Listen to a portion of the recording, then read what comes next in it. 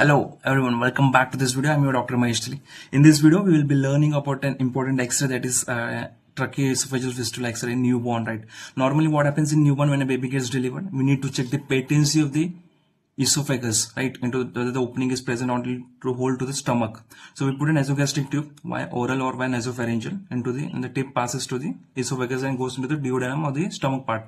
And then we auscultate it over stethoscope, right? But in tracheoesophageal fistula, what happens is that there is a coiling, right, in the upper part. So we need to confirm whether it is esophageal atresia or only or tracheoesophageal is also present. So presence or absence of the distal tracheoesophageal fistula helps to differentiate over that. And the position of the nasogastric tube via esophageal canal.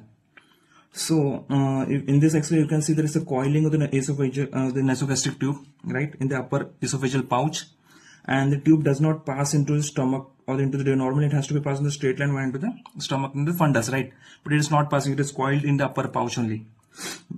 So it coils in a blind pouch in the upper part.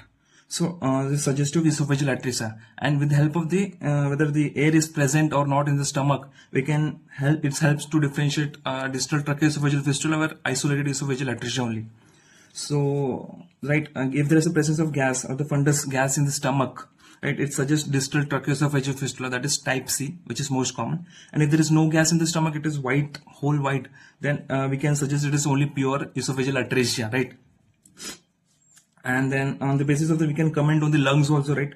The haziness we can see. Most of the time such patients present with aspiration pneumonitis, and also collapse of the right upper lobe or left upper lobe, depending on the aspiration, which part of the lung is involved, right?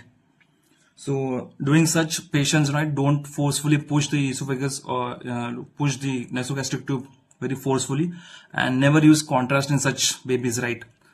Never use contrast, because most of the time this might cause aspiration pneumonia, right?